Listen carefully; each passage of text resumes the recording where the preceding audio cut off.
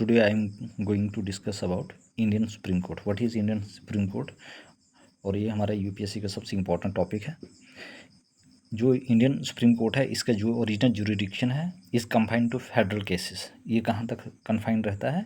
Federal cases तक। This thing is very very important. ठीक है, ये आपने अंडरलाइन करना है। ठीक है, गेटिंग हाईलाइट करना है। इट्स एपलेट जुरिडिक्शंस कवर्स, ये किस किस को, जो एपलेट जुरिडिक्शन होता है वो किस किस को कवर करता है? Constitutional, civil and criminal cases. चाहे जो भी कॉन्स्टिट्यूशन केसेस हो, सिविल हो और क्रिमिनल केसेस हो, ठीक है, ये इन चीज़ों को क्या करता है? हैंडल करता है। Getting has a very wide discretion to grant special leave to appeal in any matter against the judgment of any court और ट्रिब्यूनल, या मतलब कि जितने भी कोर्ट है किसको छोड़ के, except military. It has advisory jurisdictions, और इसकी जो जुरिडिक्शन वो कैसी है? Advisory. Its scope of judicial review is limited, और जो भी जुडिशियल रिव्यू है वो क्या है? लिमिटेड है। Getting defence rights of the citizen, जो भी हमारे इंडिया के जो भी सिटीजन है, ठीक है, उनके जो भी फंडामेंटल राइट्स या लीगल राइट्स को कौन बचाता है? हमारा सुप्रीम कोर्ट। ठीक है, जो सुप्रीम कोर्ट है वो क्या करता है? हमारे फंडामेंटल राइट्स बचाता है। अगर लीगल राइट्स की बात की जाए तो हमारे हाई कोर्ट उस चीज़ को क्या करता है? प्रोटेक्ट करता है। Getting according to procedure establish by law, ये किसके अकॉर्डिंग है? Procedure establish by law. Its jurisdictions and power can be enlarge by parliament, इसकी जो भी जुरिडिक्शन है और जो भी पावर है वो कौन इसकी पावर को बढ़ाता है? By the parliament. चाहे इसकी जुरिडिक्शन हो चाहे इसकी पावर हो, कौन अनलार्ज करता है, कौन इसको बढ़ाता है? By the parliament, because parliament is one of the law making body of the whole of the country. Power of judicial superintendence and control over state high court, ठीक है, due to its integrated judicial system. और इसमें कौन सा judicial system? हमारे integrated judicial system. ठीक है, आई hope आपको ये चीज़ें क्लियर होगा। ठीक है, if you are talking about the American Supreme Court, ठीक है, हम किसकी बात करेंगे अब? अमेरिकन। और यहाँ पे इंडिया का क्या था? इंटीग्रेटेड जुडिशियल सिस्टम था। हमारी इंडिया का कैसे था? Integrated judicial system. In case of American Supreme Court में क्या होता है? Its original jurisdictions cover not only federal cases but also cases relating to, देखो हमारी इंडिया का जो जुरिडिक्शन था वो किसको कवर करता था? जो भी हमारे इंडिया का ओरिजिनल जुरिडिक्शन था, हमारे इंडिया का जो भी ओरिजिनल जुरिडिक्शन था वो मैं किसको कवर करता था? Its original jurisdictions power can be enlarge by parliament, ये कौन कर सकता था? सिर्फ पार्लियामेंट कर सकता था। ठीक है, its original jurisdictions cover not only federal cases, ये सिर्फ फेडरल केसेस को नहीं करता है but also cases related to, देखो जो भी नेवल फोर्सेस होता है, ठीक है, उनकी जुरिडिक्शन, मैरीटाइम एक्टिविटीज़, एम्बेसडर, ठीक है, ये इन नेवल फोर्सेस, मैरीटाइम एक्टिविटीज़ और एम्बेसडर्स। इट्स एपलेट जो जुरिडिक्शन होता है वो confined to constitution cases only, और इसकी जो भी एपलेट जुरिडिक्शन होती है वो सिर्फ किसके लिए होती है? Only constitutional cases. जो अमेरिकन की एपलेट जुरिडिक्शन होती है वो सिर्फ कहाँ तक सीमित है? Constitutional cases only. Getting no such penalty power, और यहाँ पे कोई भी प्लीनरी पावर नहीं होती है। क्या नहीं है? कौन सी पावर नहीं होती है? प्लीनरी पावर नहीं होती है। हैज़ नो एडवाइजरी जुरिडिक्शन, और ना ही कोई एडवाइजरी जुरिडिक्शन होता है। Scope for judicial review is very wide, और हमारी इंडिया में जो जुडिशियल रिव्यू होता है वो कैसे होता है? लिमिटेड होता है, लेकिन यहाँ पे बहुत वाइड होता है। Getting different rights of the citizen, ये भी क्या करता है? राइट्स करता है of the citizen according to due process of law, किसके according? Due process of law. जो भी अमेरिकन सुप्रीम कोर्ट है वो क्या करता है? राइट्स बजाता है किसका? सिटीजन का। Getting jurisdictions and powers are limited, और जो भी जुरिडिक्शंस और जो पावर है वो लिमिटेड होता है, कन्फर्म बाय द कॉन्स्टिट्यूशन। कौन देता है इसको अधिकार? कॉन्स्टिट्यूशन।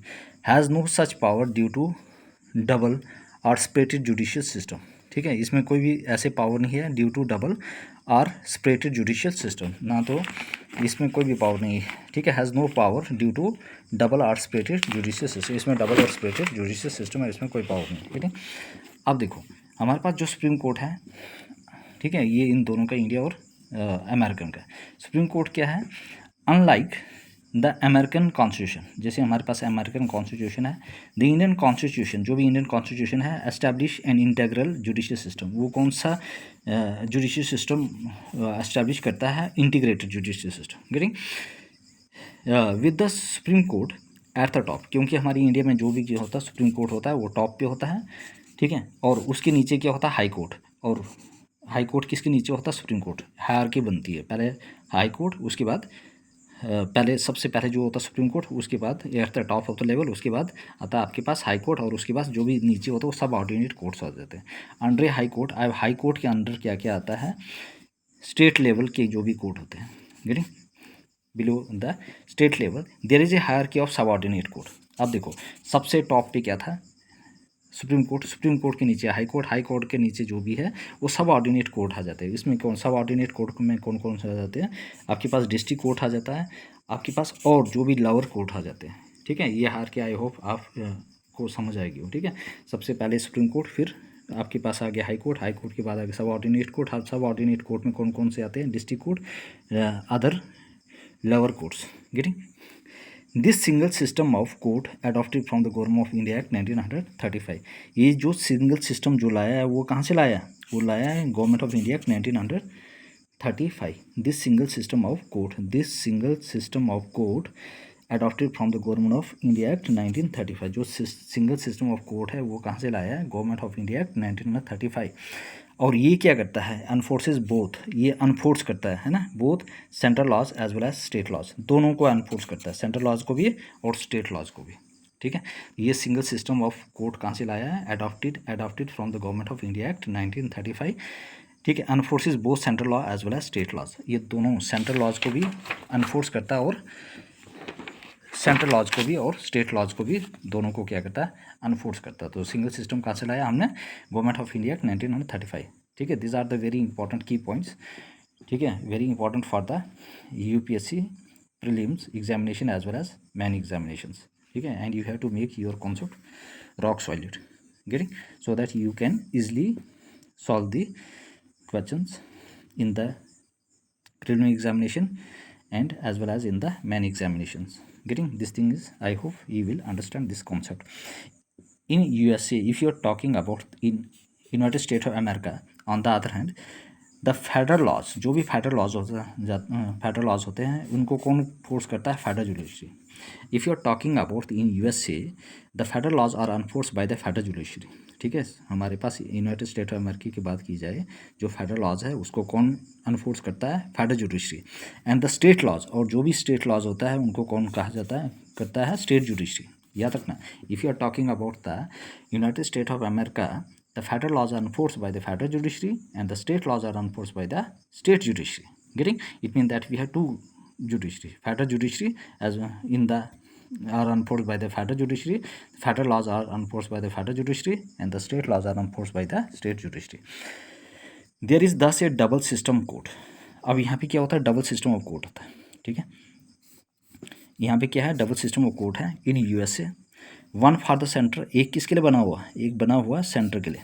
याद रखना, एक किसके लिए बना हुआ, सेंटर के लिए, और दूसरा किसके लिए बना होता है, फॉर द स्टेट। याद रखना, in case of USA there is a double system of court.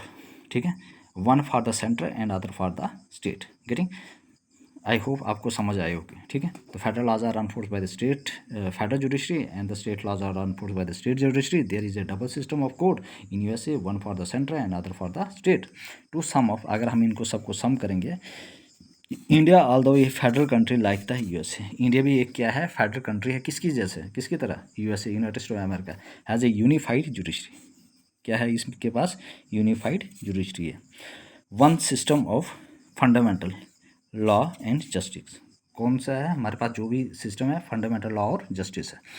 Supreme court of India, अब if you are talking about the supreme court of India was inaugurated on January 28, 1915। देखो, अगर if you are talking about the supreme court of India, इसको कब inaugurate किया गया है, 28 जनवरी 1950 को। याद रखना, this thing is very important. ठीक है, this are the very important key points. Getting, Supreme court of India कब इनाग्रेट किया है, 28 जनवरी 1950।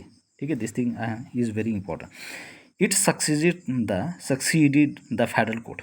ठीक है, ये किसको सक्सीड करता है, federal court of India. Getting, तो ये जो है वो किसको सक्सीड करता है, फेडरल कोर्ट ऑफ इंडिया को। एस्टैब्लिश किसके अंडर एस्टैब्लिश हुआ, गवर्नमेंट ऑफ इंडिया एक्ट 1935। और ये किसके अंडर एस्टैब्लिश हुआ, गवर्नमेंट ऑफ इंडिया एक्ट 1935। तो दोबारा फिर कहूँगा एक बार। ठीक है, सुप्रीम कोर्ट ऑफ इंडिया कब इनाग्रेट हुआ, 28 जनवरी 1950। ठीक है, it succeeded the federal court of India. इसने क्या किया, जो भी इंडिया का फेडरल कोर्ट था उसको सक्सीड किया। एस्टैब्लिश किसके अंडर एस्टैब्लिश हुआ है, गवर्नमेंट ऑफ इंडिया एक्ट 1935। याद रखना सुप्रीम कोर्ट कब इनाग्रेट हुआ, 28 जनवरी 1950। और ये सक्सीड किया है किसको, फेडरल कोर्ट ऑफ इंडिया को, establish under the government of India act 1935। The jurisdiction of the supreme court. अब हमारे पास जो ज्यूरिडिक्शन आता है किसका, सुप्रीम कोर्ट का। The jurisdiction of the supreme Court is greater than that of इस प्रीडिसेसर। जो मतलब कि जो भी ज्यूरिडिक्शन है सुप्रीम कोर्ट का वो बहुत ही ज़्यादा होता है किससे, उसके प्रीडिसेसर, ठीक है, प्रीडिसेसर से, ठीक है। जो भी हमारे पास ज्यूरिडिक्शन होता है किसका, सुप्रीम कोर्ट का, वो बहुत ही ज़्यादा होता है ना, मतलब कि उसकी ज्यूरिडिक्शन, उसके दायरे में बहुत ज़्यादा चीज़ आती है, ठीक है। अगर if you are compare Supreme Court jurisdiction और high court jurisdiction, high court की ज्यूरिडिक्शन बहुत ही कम होती है as compare to the supreme Court, because Supreme Court is the highest court of appeal, ठीक है, होल ऑफ द कंट्री, ठीक है। If you are talking about India, this is known as the supreme Court, ठीक है। और इसी को कहा जाता है, this is because the supreme court, जो हमारे पास सुप्रीम कोर्ट है, ठीक है, has replace the British privy council. याद रखना, जो हमारे पास, इसीलिए जो हमारे पास सुप्रीम कोर्ट था उसने क्या किया, ब्रिटिश प्रीवी काउंसिल को रिप्लेस किया। किसने किया, ब्रिटिश प्रीवी काउंसिल को रिप्लेस, सुप्रीम कोर्ट ने ब्रिटिश प्रीवी काउंसिल को रिप्लेस किया as the highest court of appeal. क्योंकि ये कौन सा है, एक हाईएस्ट कोर्ट है अपील, हर बंदे को अपील करना होगा। सबसे ज़्यादा जिसके ऊपर हमें ट्रस्ट है वो है हमारे पास Supreme court of India, okay. ये हमारे पास हाईएस्ट कोर्ट ऑफ अपील है, ठीक है, और डिफेंडर ऑफ द कॉन्स्टिट्यूशन है, याद रखना। अब ये वाला किसके अंडर आता है, ठीक है, this supreme court, article 124 to article 147, this thing is very important. और ये किस में आता है, पार्ट 5 में, आर्टिकल 124 से लेकर 147 इन पार्ट 5। याद रखना, जो आर्टिकल है वो किसके अंडर आता है, 124 से लेकर 147 इन पार्ट 4। तो सुप्रीम कोर्ट किस दायरे में आता है, 124 से लेकर 147 इन पार्ट 4, तो पार्ट 5 में आता है, सॉरी, 124 से लेकर 147 in part 5 of the constitution deal with. देखो ये कॉन्स्टिट्यूशन किसके साथ डील करता है, आर्टिकल किस आर्टिकल में आता है सुप्रीम कोर्ट, 124 से लेकर 147, और किस पार्ट में आता है, पार्ट 5, ठीक है, 124 to 147 in part 5 of the constitution deal. ये किस, जो कॉन्स्टिट्यूशन वो किससे डील करती है, ये डील करती है ऑर्गेनाइजेशन से, याद रखना, इंडिपेंडेंस से, ज्यूरिडिक्शन से, organisation, independent, jurisdictions, powers, procedures and so on of the supreme court. याद रखना, आर्टिकल 124 से लेकर 147 इसमें आता है सुप्रीम कोर्ट में, और किस पार्ट में आता है, पार्ट 5 में। और इसमें क्या क्या आता है आपके पास, इंडिपेंडेंस आता है, ऑर्गेनाइजेशन आता है, ज्यूरिडिक्शन आता है, पावर्स आता है, प्रोसीजर आता है of the one and some and so on of the supreme court. याद रखना ये, this thing is very important. The parliament is also authorize to regulate them. अब पार्लियामेंट के पास अथॉरिटी है कि ताकि इन चीज़ों को वो क्या करें, द पार्लियामेंट इज़ अथोराइज्ड, इसको अथोराइज किया जाता है टू रेगुलेट दैम, कि ताकि इन चीज़ों को रेगुलेट करें। The parliament is also authorize to regulate them. कौन करते हैं, पार्लियामेंट क्या करता है, इस चीज़ को अथोराइज करता है, गेटिंग। अब है कंपोजिशन ऑफ द अपॉइंटमेंट। अब हमारे पास जब भी हम इन चीज़ों को अपॉइंटमेंट करनी होती है तो किस किस चीज़ की हमारे की कंपोजिशन होनी चाहिए। At present the supreme court, अगर हम आज की बात करें, जो सुप्रीम कोर्ट है इसमें कितने, मतलब क्या क्या है ना, at present the supreme court consist of, मतलब सुप्रीम कोर्ट में कितने जजेज हैं, 34।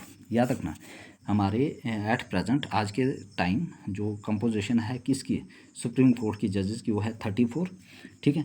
1 चीफ जस्टिस एंड 33 अदर जजेस। याद रखना, एक चीफ जस्टिस होता है, टोटल कितना होता है हमारे सुप्रीम कोर्ट में, 1 चीफ जस्टिस एंड 33 जजेस। याद रखना, कंपोजिशन क्या होता है, ठीक है, टोटल कितना होना चाहिए, 34, और इसमें कैसे क्या क्या कंपोजिशन है, 1 चीफ जस्टिस एंड 33 जजेस। याद रखना, this thing is very important, composition and appointment of the supreme court. At present हमारे पास सुप्रीम कोर्ट में कितने हैं, 34 जजेस हैं, और 34 जजेस में कौन कौन से आते हैं, 1 चीफ जस्टिस एंड 33 अदर जजेस। इट मीन दैट एक चीफ जस्टिस होना चाहिए और 33 अदर जजेस होना चाहिए। This thing is very very important and you should, ठीक है, keep this point in your mind, getting. The center notified an increase in the number of Supreme Court जजेस फ्रॉम 31 to 34। अब जो सेंटर ने क्या किया, एक नोटिस निकाला कि आपने क्या करना है, इंक्रीज़ करना है किसको, नंबर ऑफ सुप्रीम कोर्ट जजेस। पहले कितने थे, 31 थे, अब इसको कितने करना, 34 में। ठीक है, तो सेंटर ने क्या किया, नोटिफाई किया कि भाई सुप्रीम कोर्ट के जो जजेस हैं उनका नंबर बढ़ाओ। ठीक है, तो पहले 31 थे, अब 31 से कितना बढ़ा दिया, 34। ठीक है, 34, और इंक्लूडिंग, जिसमें क्या है 34 में क्या आता है, including the chief justice of India.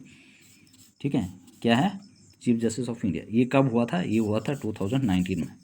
ये कब हुआ था, 2019 में क्या किया, ठीक है, कि मतलब कि जो सेंटर था उसने नोटिफाई किया कि नंबर ऑफ जो जजेस है वो 31 से 34 होना चाहिए, including the chief justice of India.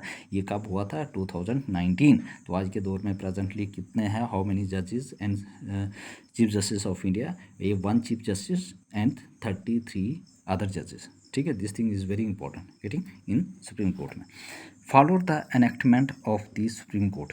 ठीक है, नंबर ऑफ जजेस, अब इसीलिए उन्होंने क्या किया, ये वाली चीज़ों को फॉलो किया। और नंबर ऑफ जजेस अमेंडमेंट किसके तहत, अमेंडमेंट एक्ट 2019। ये कब हुआ, 31 से लेकर 34 कब पहुंचा, किस अमेंडमेंट के तहत हुआ, अमेंडमेंट एक्ट 2019 के तहत क्या हुआ। पहले हमारे पास 31 जजेस थे इंक्लूडिंग द चीफ जस्टिस, अब कितने हो गए, 34 including chief justice of India. ये कब हुआ था, अमेंडमेंट एक्ट 2019। ओरिजिनली जो स्ट्रेंथ थी सुप्रीम कोर्ट की वाज फिक्स्ड एट 8।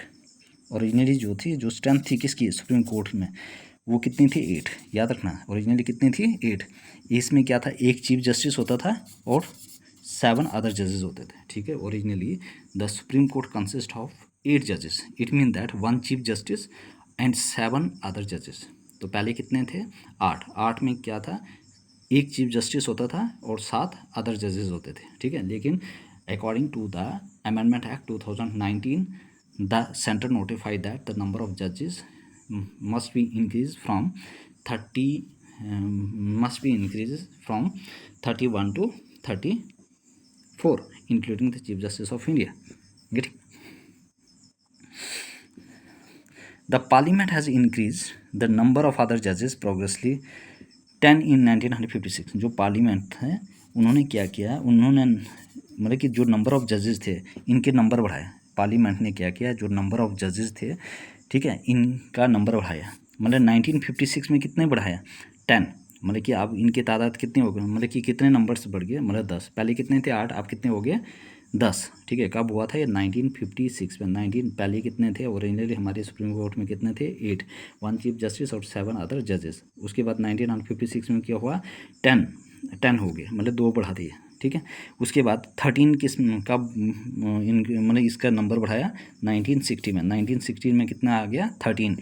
ठीक है, और 17 हो गया 1977। 1977 में कितना आ गया, 17। और 25 कब हो गया, 1986। और 30 कब हो गया, 2008। और 33 कब हो गया, 2019। This thing is very important. Parliament ने क्या किया, नंबर ऑफ जो भी जजेस थे इनको बढ़ाया। कब, 1900 पहले कितने थे, 8, 1 चीफ जस्टिस एंड 7 अदर जजेस। मतलब उसके बाद उन्होंने क्या किया, 10 इसका जो नंबर था वो 8 से कितना बढ़ा दिया, मतलब कि 10 कर दिया। कब, 1956 में। उसके बाद 1960 में कितना कर दिया इसका नंबर, 13। और 1977 में कितना बढ़ा दिया, 17। और 1986 में 25, 2008 में 30 और 33 इन 2019। ये चीज़ें बहुत ही इंपॉर्टेंट है, जजेस और 1 chief justice including 1 chief justice, that is 34। Appointment of जजेस, अब जजेस की अपॉइंटमेंट कैसे करते हैं, ठीक है, हाउ द जजेस आर अपॉइंटेड। ठीक है, द जजेस ऑफ द सुप्रीम कोर्ट, जो जजेस होते हैं सुप्रीम कोर्ट के, द जजेस of the supreme court are appointed by the president. This thing is very important. ठीक है, जो जजेस होते हैं सुप्रीम कोर्ट के, वो कौन अपॉइंट करता है, प्रेसिडेंट आर अपॉइंटेड द जजेस ऑफ द सुप्रीम कोर्ट। याद रखना ये, this thing is very important. Appointment of जजेस, द जजेस of the supreme court are appointed by the president. जो जजेस है सुप्रीम कोर्ट को कौन अपॉइंट करता है, president. The chief justice is appointed by the president after the consultation with other जजेस of the supreme court and high court as he seem deems necessary. देखो, अब जो हमारे पास सुप्रीम कोर्ट का जो जज होता है उसको कौन अपॉइंट करता है, प्रेसिडेंट ऑफ इंडिया। ये पॉइंट्स अपनी याद रखना। कॉन्सेप्ट याद रखना है, जो चीफ जस्टिस ऑफ हमारे पास होता है, ठीक है, उसको कौन अपॉइंट करता है? प्रेसिडेंट। लेकिन किसके साथ कंसल्ट करके? जजेस के साथ, सुप्रीम कोर्ट के जो भी जजेस होते हैं उनके साथ, और हाई कोर्ट के जो भी जजेस होते हैं उनके साथ, ठीक है, जो भी हमें उनको नेसेसरी लगता है। गेटिंग? ये चीज़ें याद रखना। चीफ जस्टिस कौन अपॉइंट करता है? उसको भी प्रेजेंट करता है, लेकिन ऑन द रिकमेंडेशन ऑफ या आफ्टर द कंसल्टेशन ऑफ जजेस ऑफ द सुप्रीम कोर्ट और high court. Getting? The consultation with the chief justice is obligatory. याद रखना, जो कंसल्टेशन है किसका? चीफ जस्टिस का, वो क्या है? बिल्कुल ऑब्लिगेटरी है इन case of the appointment of जज। अगर आपने सुप्रीम कोर्ट का क्या करना है? जज को अपॉइंट करना है, तो आपको किसकी कंसल्टेशन ज़रूरी है? वो है हमारे पास chief justice. The consultation with the chief justice obligatory in the case of appointment of जजेस other than the chief justice. देखो नेक्स्ट, द अदर जजेस are appoint by the president after consultation. दूसरे जो जजेस होते हैं उनको कौन अपॉइंट करता है? प्रेसिडेंट। किसके साथ कंसल्ट करके? Chief justice and other such जजेस of the supreme court and high court as it. देखो, अगर आपने जजेस को अपॉइंट करना है, सुप्रीम कोर्ट के जजेस को अपॉइंट करना है, तो किसके साथ कंसल्टेशन करना पड़ेगा? जो जजेस है उसको कौन अपॉइंट करता है? प्रेसिडेंट। लेकिन किसके कंसल्टेशन के बाद आपकी कंसल्टेशन लेनी होगी? ठीक है, chief justice of the supreme court and other high court, ठीक है, और उसके बाद जो भी उनको नेसेसरी लगता है उसके अकॉर्डिंग वो उन चीज़ों को अपॉइंट करेंगे। ठीक। नेक्स्ट है हमारे पास है कंट्रोवर्सी वर कंसल्टेशन। अब देखो, अब क्या क्या कंट्रोवर्सी है इस चीज़ में, ठीक है, ये चीज़ें इंपॉर्टेंट है, क्या क्या ये चीज़ें कंट्रोवर्सी है। देखो, supreme court has given different interpretation of the word consultation. अब जो सुप्रीम कोर्ट थे उन्होंने क्या क्या अलग अलग इंटरप्रिटेशन दिए है किसके अकॉर्डिंग? कंसल्टेशन। फर्स्ट जजेस केस, जो पहला जजेस केस था, याद रखना कब हुआ था? 1982। पहला जज जो केस था 1982 में हुआ, याद रखना। सुप्रीम कोर्ट ने अलग अलग इंटरप्रिटेशन दिए है, ठीक है, किस के मतलब अलग अलग इंटरप्रिटेशन है, वो जो भी शब्द है कंसल्टेशन। फर्स्ट जजेस केस 1982 में हुआ था। The court had that consultation does not means concurrence and it only implies exchange of views. इसका मतलब कोई कंकरेंस नहीं है, इसका मतलब है एक्सचेंज ऑफ व्यूज़ है, ठीक है। तो जो court had that consultation does not, मतलब कि कंसल्टेशन का ये मतलब नहीं है, डज नॉट मीन्स कंकरेंसी। जो कंसल्टेशन है इसका मतलब कंकरेंसी नहीं है, एंड इट ओनली इम्प्लाइज, ये हमें ये बताता है कि एक्सचेंज ऑफ व्यूज़, ठीक है, जो भी आपने मतलब कि एक्सचेंज करने अपने जो भी व्यूज़ वगैरह है ये है, ठीक है। इसका ये मतलब नहीं है कि ये क्या है? कंकरेंस। बट इन सेकंड जज केस, पहला जज केस कब हुआ था? 1986 में, 1982 सॉरी। सेकंड जज केस हुआ था 1993 में, ठीक है। सेकंड जज केस कब हुआ था? 1993 में हुआ था। The court reverts it earlier ruling and change the meaning of the word consider. उसके बाद फिर जो भी कोर्ट था उसने क्या किया, जो पहले वाला जो जजमेंट था उसके बिल्कुल अलग दिया। कंसल्टेशन का मतलब होता है कंकरेंस। पहले जो जज का केस था 1982 में, उसने कहा कि कंसल्टेशन का मतलब ये नहीं होता है कंकरेंस, ठीक है, गेटिंग, इसका मतलब होता है सिर्फ सिंपली एक्सचेंज व्यूज़। बट 1993 में सेकंड जज केस आया, उसने ये बताया कि इसका जो पहले का रिवर्स उन्होंने जजमेंट दिए कि इसका मतलब होता है concurrence. This thing is keep in your mind, ठीक है। Rule that advice tendered bye, जो भी advice tendered by the chief justice of India is binding on the president in the matter of appointment of जजेस of the supreme court. याद रखना, अब हमें ये रूल ये कहता है कि जो एडवाइस देगा कौन? चीफ जस्टिस के द्वारा जो दी जाती है वो बाइंडिंग होगा किसके ऊपर? प्रेसिडेंट। किस मैटर पे? मतलब कि प्रेसिडेंट को ये चीज़ें करनी होगी किस मैटर पे? अपॉइंटमेंट जज ऑफ द सुप्रीम कोर्ट। अगर आपने सुप्रीम कोर्ट के जज को अपॉइंट करना है तो चीफ जस्टिस की एडवाइस जो होगी, ठीक है, advice standard by the chief justice of India, वो बाइंडिंग होगी किसके ऊपर? प्रेसिडेंट के ऊपर। कब? जब सुप्रीम कोर्ट के जज को अपॉइंट करना होगा, ठीक है। ये याद रखना। इसका मतलब कि जो चीफ जस्टिस है वो बाइंडिंग उसकी इंपॉर्टेंट है किसके ऊपर? प्रेसिडेंट के ऊपर, ठीक है, याद रखना। But the chief justice would tender his advice on the matter after consulting two of his senior most colleagues. देखो, अब हमारे पास जो भी चीफ जस्टिस है would tender his advice on the matter after consultation to of his senior most colleague। जो भी उसके senior most colleague है उन क्या कर सकता है? कंसल्ट कर सकता है ना इस मैटर पे, जो भी एडवाइस वगैरह है, ठीक है। ये चीज़ें आपने याद रखनी है, ठीक है। तो पहला जो भी जजमेंट था ठीक है, पहला जज केस 1982 में उसने कहा था, वो इसमें कहा था कि हमारे पास जो भी ये जो कंसल्टेशन का मीनिंग है, इसका मतलब ये नहीं होता कि कंकरेंस होता है, इसका मतलब होता है एक्सचेंज व्यूज़ होता है। लेकिन जो सेकंड जज केस था 1993, उसमें ये बताया था कि जो कंसल्टेशन का मीनिंग है वो है कंकरेंस। गेटिंग, ये चीज़ आपने याद रखना। और जब भी जो सुप्रीम कोर्ट का जो अगर आपने जज जो जब प्रेसिडेंट क्या करता है, जज को अपॉइंट करता है, तो वहाँ पे चीफ जस्टिस की जो भी एडवाइस वो बाइंडिंग हो जाती है किसके ऊपर, प्रेसिडेंट के ऊपर। गेटिंग, ये चीज़ें इंपॉर्टेंट है। ठीक है, अगर चीफ जस्टिस को लगता है कि भाई उसमें कोई है, तो वो अपने सीनियर मोस्ट से एडवाइस ले सकता है और उस चीज़ को आगे रिजॉल्व कर सकता है। गेटिंग, द जज कैन द थर्ड जज केस क्या करता है 1998, जो तीसरा जज केस था वो कब आया था 1998 में। देखो तीसरा जज कहता है, the court open that the court process adopted by the chief justice of India. याद रखना, कंसल्टी ऑफ प्लूरिटी जजेस। अब यहाँ पे जो थर्ड जजेस जो केस था कब आया था 1993 में। कोर्ट ने ये बताया था कंसल्टेशन प्रोसेस क्या होगा, वो कौन करेगा, कौन अडॉप्ट करेगा, chief justice of India require consultation of plurality जजेस। मतलब एक से ज़्यादा जजेस से वो कंसल्ट कर सकता है, कौन, chief justice of India. The sole opinion of the chief justice of India does not constitute the consultation process. Getting, he should consult a collegium of 4 senior most जजेस ऑफ द सुप्रीम कोर्ट। ठीक है, और जो भी वो किससे consult कर सकता है, जो भी सीनियर मोस्ट जजेस है, 4 सीनियर मोस्ट जजेस है ना, ही शुड कंसल्ट, है ना, उसको क्या करना चाहिए, कंसल्ट करना चाहिए कोलिज्म ऑफ 4 सीनियर मोस्ट जजेस of the supreme court. And even 2 जजेस give an adverse opinion, he should not send the recommendation to the government. अगर हमारे पास उसमें 2 जज अगर वो क्या करते हैं एंड एडवर्स ओपिनियन देते हैं, तो he should not send the recommendation to the government. अब उसके बाद अगर जो जज उनको एडवर्स ओपिनियन देते तो जो भी रिकमेंडेशन होती है तो वो गवर्नमेंट को नहीं भेजा जा सकता। ठीक है, ये चीज़ें याद रखना।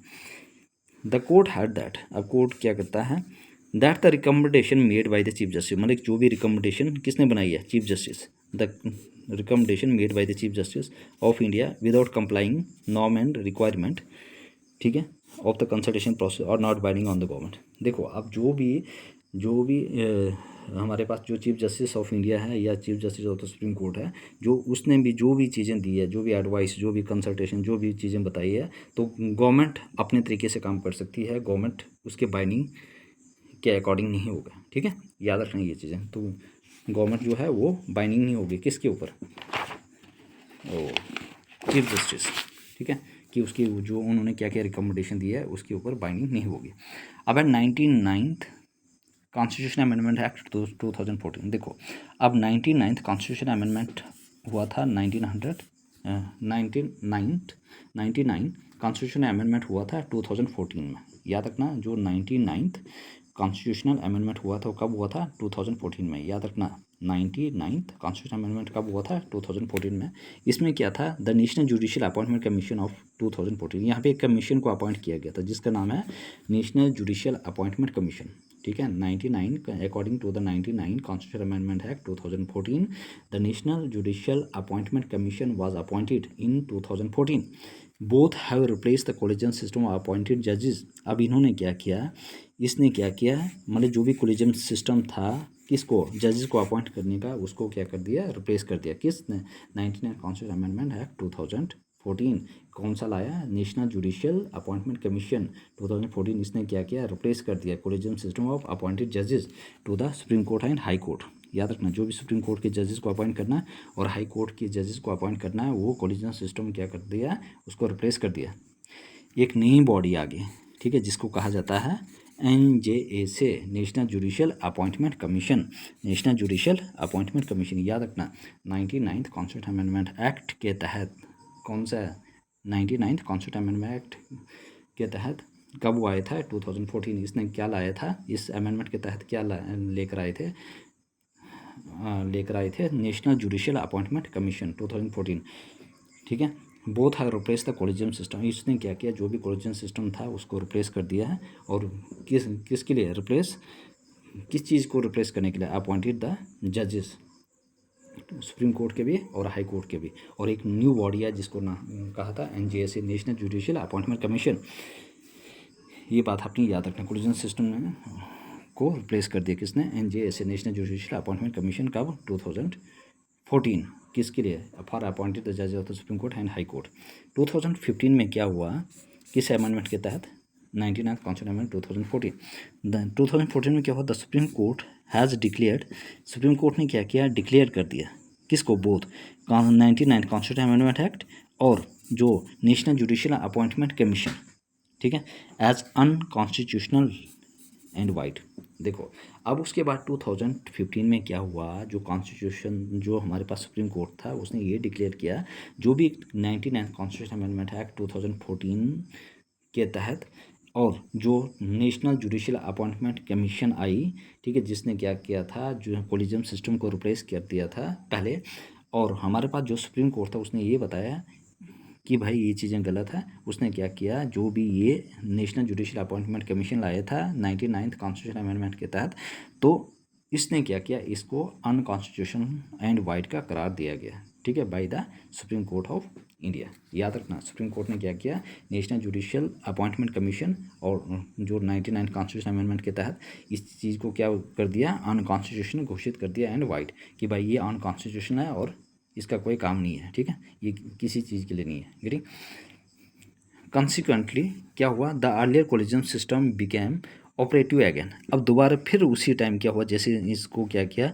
जो 99 कॉन्स्टिट्यूशन अमेंडमेंट एक्ट के तहत जो नेशनल जुडिशियल अपॉइंटमेंट कमीशन आया था, इसको जब रिप्लेस कर दिया, इसको जब ख़त्म कर दिया, या अनकॉन्स्टिट्यूशन कर दिया, तो दोबारा से फिर हमारे पास कोलिजन सिस्टम आ गया, ठीक है, ये फिर दोबारा से चालू हो गया, मतलब कि इसने अपना काम करना शुरू कर दिया। Verdicts delivered by supreme Court, ठीक है, इन्होंने अपना जो भी वर्डिक्ट थे वो देना शुरू कर दिया। फोर्थ जजेस केस 2015, अब ये चौथा जज केस आ गया, ठीक है, जैसे ही दोबारा से कोलिजन सिस्टम वजूद में आ गया, ठीक है, कब 2015 में, जो 2014 में 99 कॉन्स्टिट्यूशन अमेंडमेंट एक्ट 2014 में रिप्लेस कर दिया था, ठीक है, और नेशनल जुडिशियल अपॉइंटमेंट के तहत इसको जब ख़त्म कर दिया था, ये चीज़ें लाई थी, ठीक है, फॉर द अपॉइंटमेंट जज of supreme court and high court.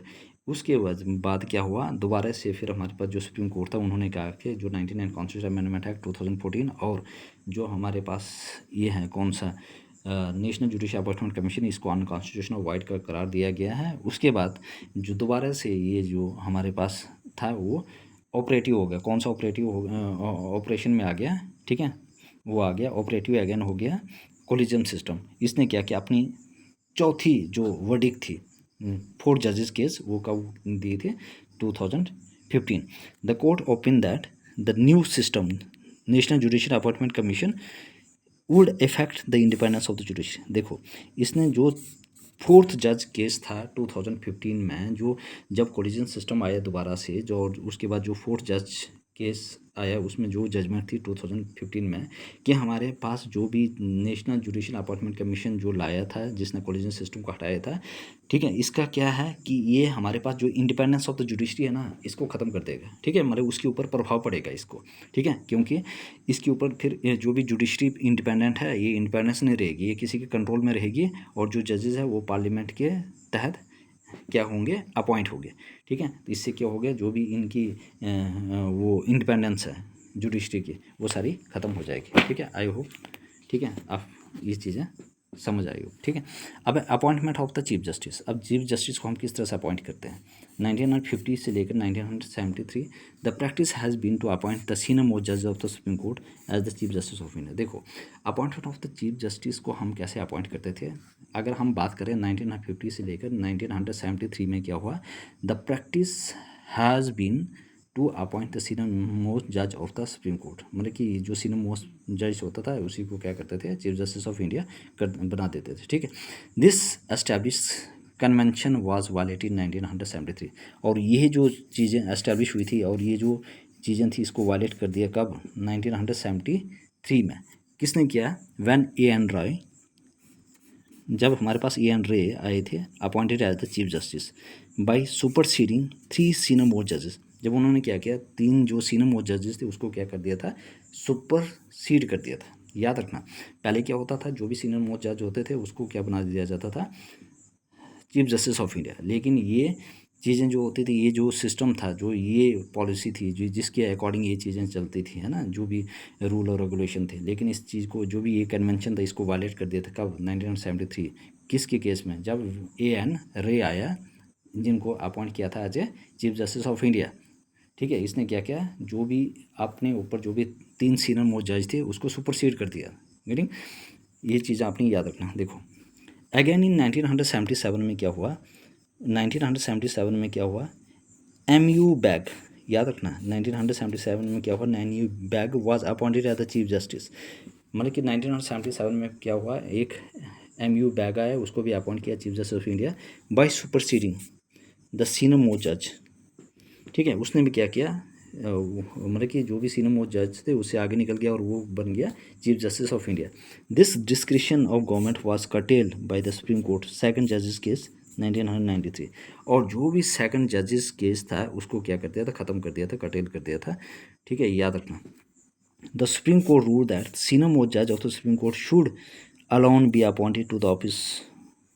ठीक है, सुप्रीम कोर्ट ने ये बताया था कि जो भी सीनियर जज मोस्ट जज है वो उनको क्या किया जाएगा, अपॉइंट किया जाएगा as the chief justice of India. लेकिन 2 लोग आए थे जिसका नाम है A.N. रे और दूसरा 1973 इसने भी वायलेट कर दिया, और उसके बाद MU बैग, ठीक है, 1970, और इसने भी चीज़ों को क्या कर दिया था, वायलेट कर दिया था। क्योंकि जो भी यहाँ का जो भी कोलिजन सिस्टम था और जो भी सीनियर मोस्ट जज होते थे, ठीक है, उसको सुपर सीड कर दिया था दोनों केसेस में। ये चीज़ आपने याद रखना था। आई होप आपको ये चीज़ें क्लियर होगी। अब क्वालिफिकेशन ऑफ द जजेस, अब जजेस की क्या क्या क्वालिफिकेशन होनी चाहिए, ठीक है, क्या इसकी क्वालिफिकेशन होनी चाहिए, क्वालिफिकेशन ऑफ द जजेस, this thing is very important.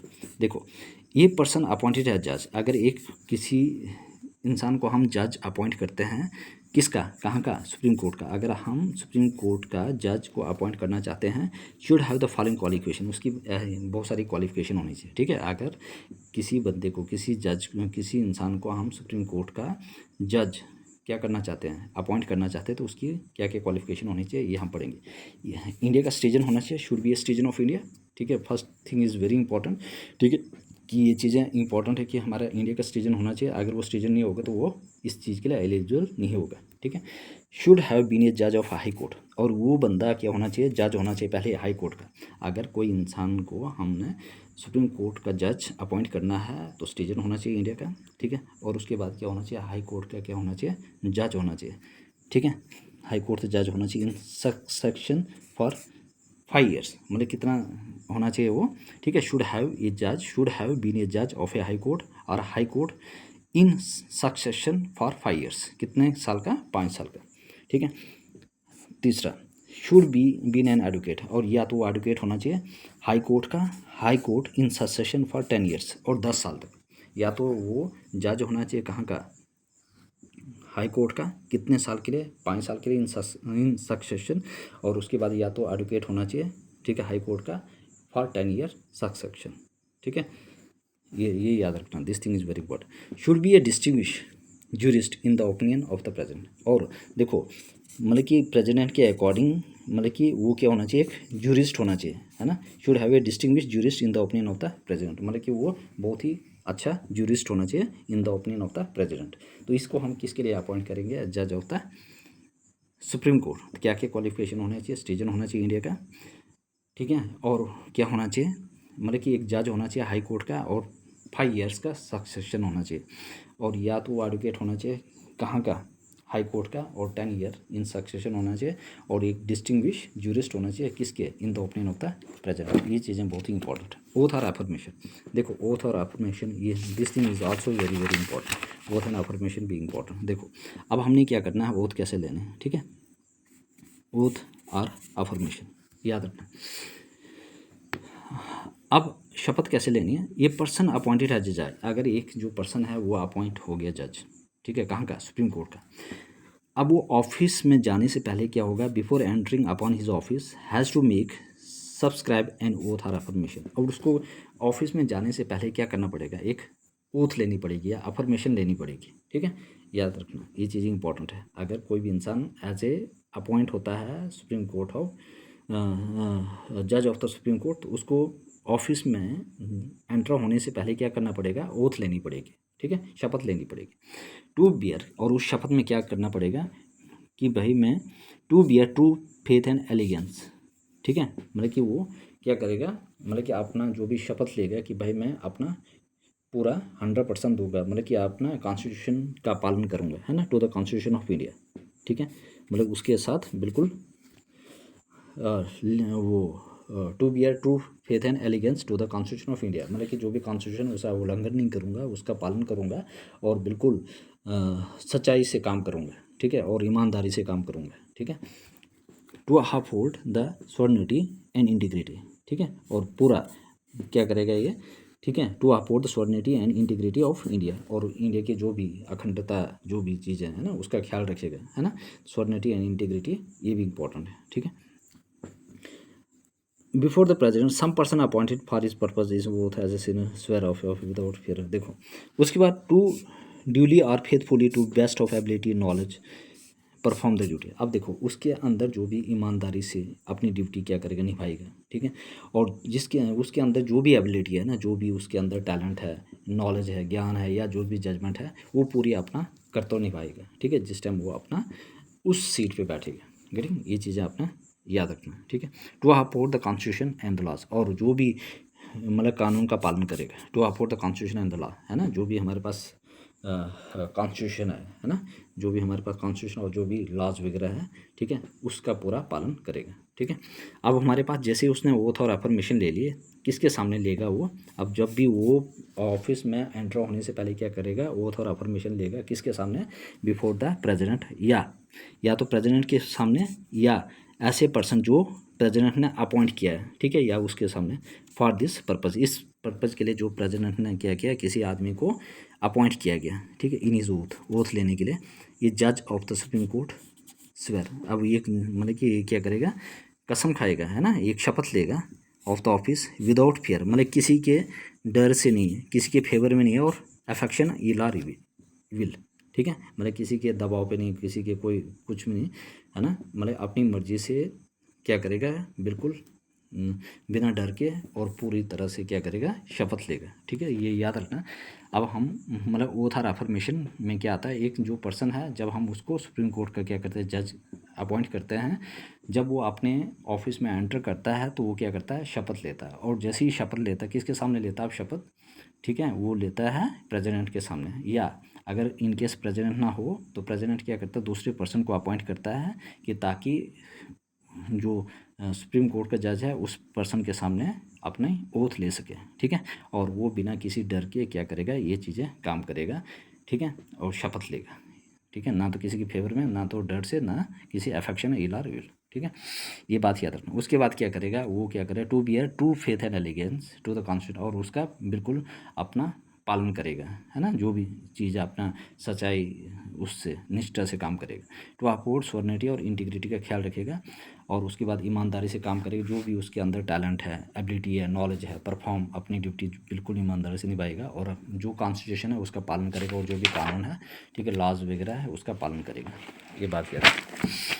Salary and allowances, देखो salary and allowances this is also very important. अब जो सैलरी और अलाउंसेस कैसे मिलते हैं, ठीक है, salary and allowances is very important. Salary and allowances, the salary and allowances privileges leave the pension of the जजेस ऑफ द सुप्रीम कोर्ट और determined from time to by the parliament. देखो अब जो सैलरीज है, allowances है और privileges है, ठीक है, जो भी सैलरीज आती है, अलाउंसेस आते हैं ना, सैलरीज आ गया, अलाउंसेस आ गया, प्रिविलेजेस आ गया, लीव एंड पेंशन है किसका, जजेस ऑफ द सुप्रीम कोर्ट।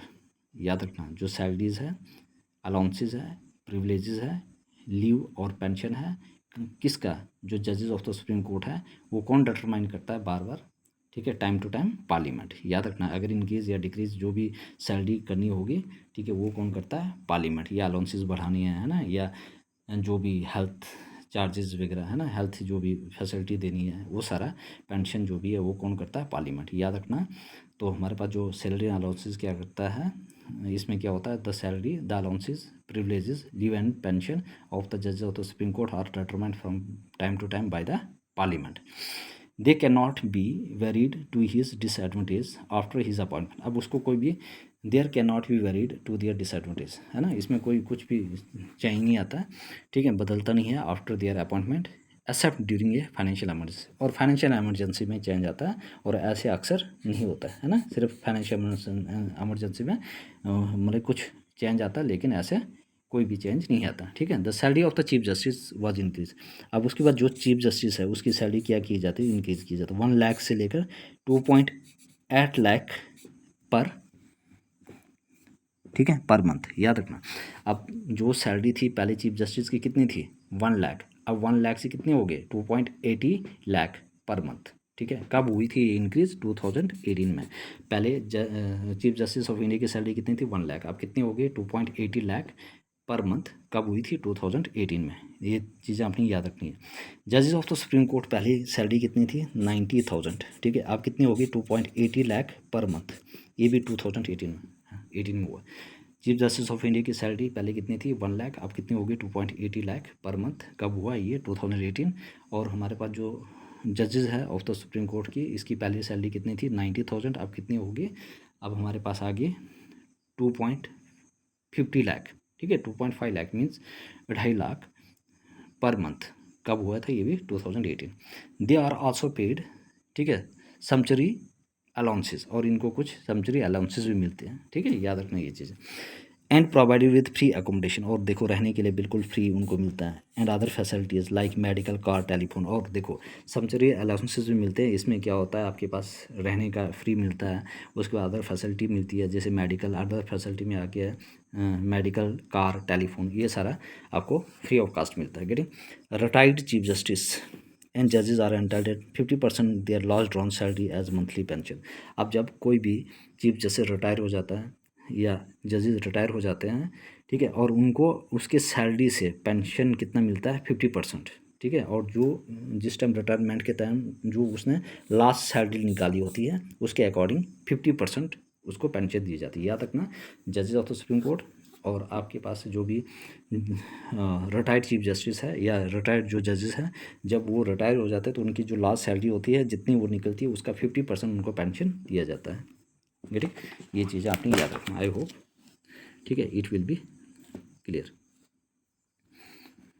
अब टेन्योर एंड रिमूवल। अब देखो टेन्योर कितना होता है और इनको हम किस तरह से हटाते हैं। ठीक है। अगर इन केस इम्पीचमेंट करते हो तो हम कैसे इन चीज़ों को हटाएंगे। देखो tenure, the constitution has not fixed, ठीक है, दो टेन्योर ऑफ द जजेस। The constitution has not fix the tenure of the जज ऑफ द सुप्रीम कोर्ट। जो कॉन्स्टिट्यूशन है, ठीक है, इसका कोई फिक्स टेन्योर नहीं है।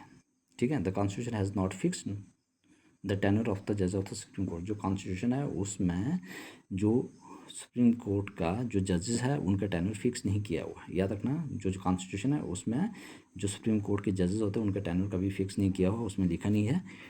Makes 3 provision in this regard, इसलिए उन्होंने वहाँ पे मतलब कि 3 प्रोविज़न ही इसके अकॉर्डिंग किया हुआ। क्या क्या, होल्ड ऑफिस, अब वो होल्ड कर सकता office at an the age of 65 years, मतलब 65 ईयर्स तक वो उस ऑफिस को होल्ड कर सकता है, बिल्कुल उस मतलब अपना सर्विस दे सकता है। Any question regarding his age determined by such authority in such manner provide by the parliament. देखो अगर कोई भी क्वेश्चन इसके अकॉर्डिंग होता है, उसकी एज वो डिटरमाइन कौन करता है, और वो ये अथॉरिटी किसके पास है, पार्लियामेंट के पास। ठीक है। तो इसीलिए एक जो जज है उसका जो टेन्योर होता है वो फिक्स नहीं होता है, हमारे कॉन्स्टिट्यूशन में नहीं है। ठीक है। लेकिन इसके लिए 3 प्रोविज़न है। ठीक है। और इस ये होल्ड ऑफिस कब तक कर सकता है, 65 ईयर्स तक कर सकता है। अगर इसके अकॉर्डिंग रिकॉर्डिंग कोई भी क्वेश्चन है एज के अकॉर्डिंग रिकॉर्डिंग जो भी रिकॉर्डिंग इसमें जो भी क्वेश्चन है वो कौन डिटरमाइन करता है, पार्लियामेंट। ठीक है। इसके पास अथॉरिटी है, ये बात है अपनी याद रखना। Can resign his office by writing to the, देखो अगर एक जज को रिज़ाइन देना होगा अपने ऑफिस से, वो किसको देगा, वो देगा प्रेसिडेंट को। ठीक है। तो उसने can resign his office by writing to the president. अब अगर उसने रिज़ाइन देना होगा तो किसको देगा, वो president. Can resign his office by writing to the president. Can be removed from your office, अब ये ऑफिस से भी रिमूव हो सकता है बाय द प्रेसिडेंट, है ना। तो इसको जो भी हमारे पास जो जजेस होता है उसको रिमूव कौन कर सकता है, by the president. Can be removed from his office bye the president. ठीक है। लेकिन on the recommendation of the parliament. तो हमारे पास जो प्रेसिडेंट है उसके पास इतनी पावर है कि वो जज को रिमूव कर सकता है, लेकिन किसके रिकमेंडेशन पे, पार्लियामेंट। अगर पार्लियामेंट उसको प्रेसिडेंट को रिकमेंडेशन करती है, रिकमेंड करती है, ठीक है, और उस टाइम वो जज को क्या कर सकता है, रिमूव कर सकता है। ये चीज़ आपने याद रखनी है। I hope it will be clear.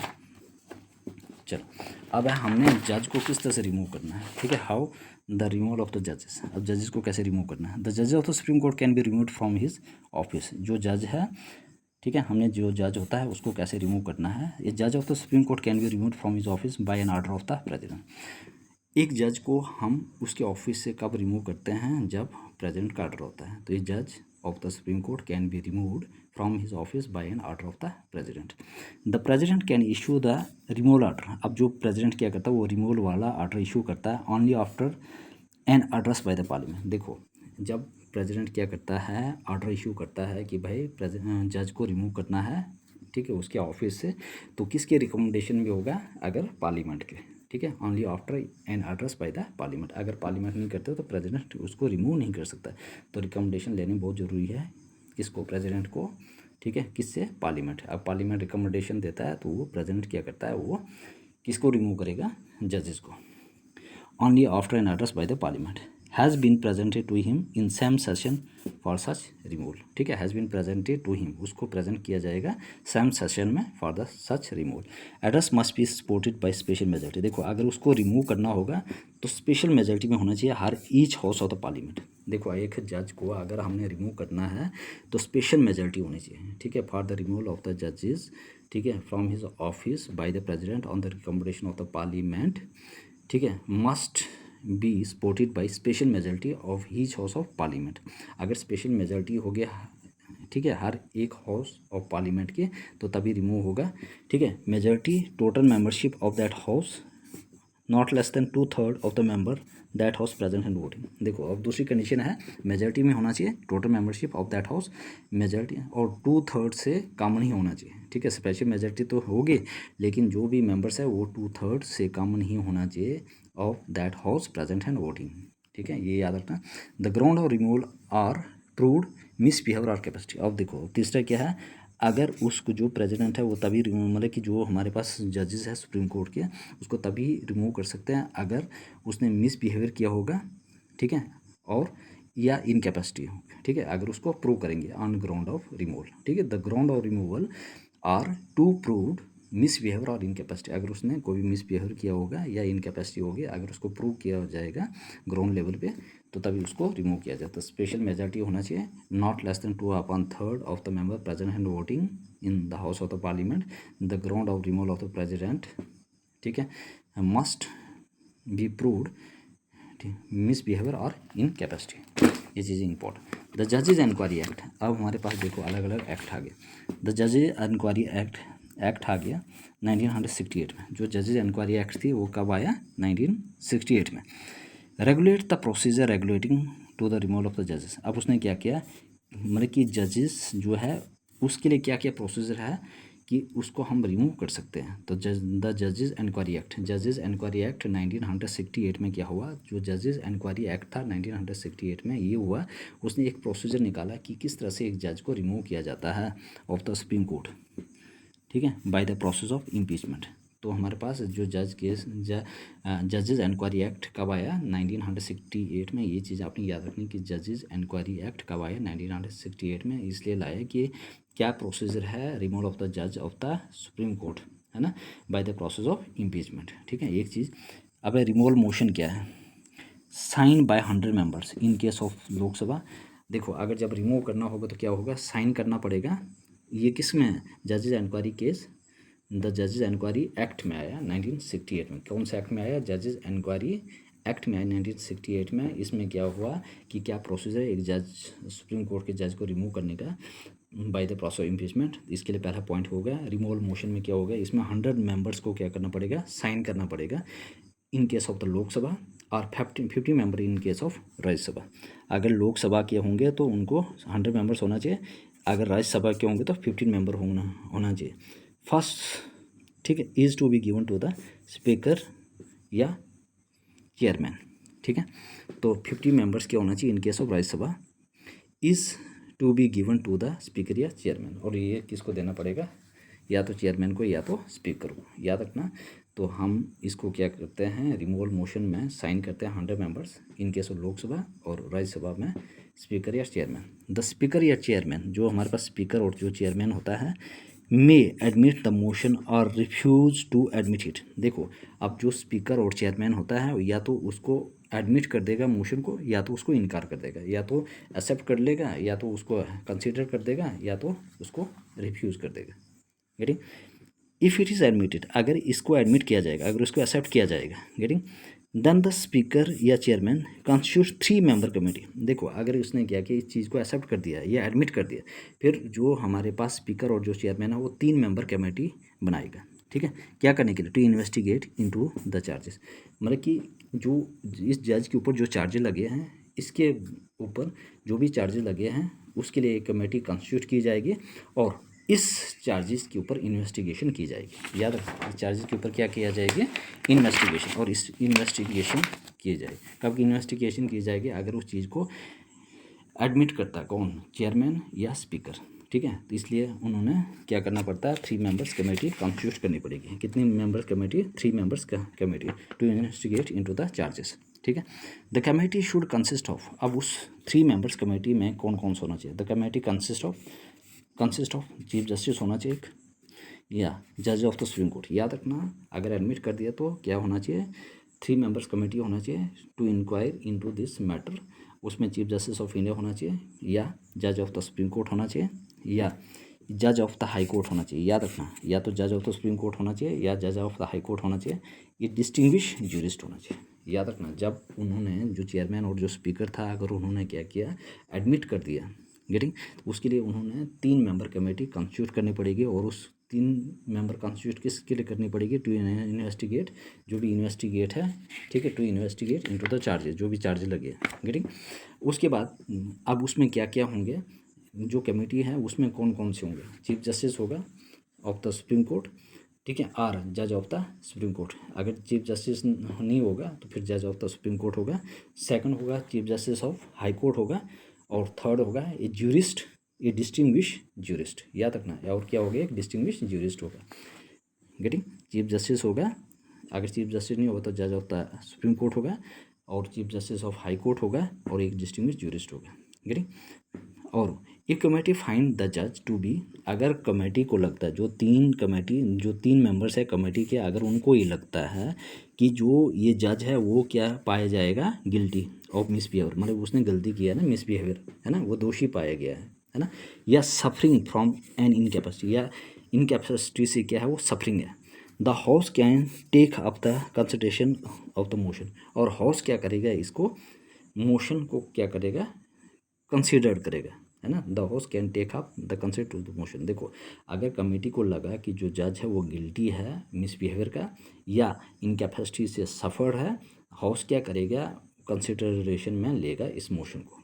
If the committee find the जज टू बी गिल्टी, अगर कमेटी को लगता है कि जो जज है वो गिल्टी है या सफरिंग फ्रॉम और सफरिंग ऑफ मिसबिहेवियर, ठीक है, फ्रॉम, ठीक है, to be guilty of misbehaviour और suffering from incapacity, the house can take up consider of the motion. House क्या करेगा? इस मोशन को कंसिडर करेगा। ठीक है, ये चीज़ें बहुत ही इंपॉर्टेंट है। This things keep in your mind, this are the very important key points. ठीक है, I have discussed all the things related to the जजेस अपॉइंटमेंट रिमूवल।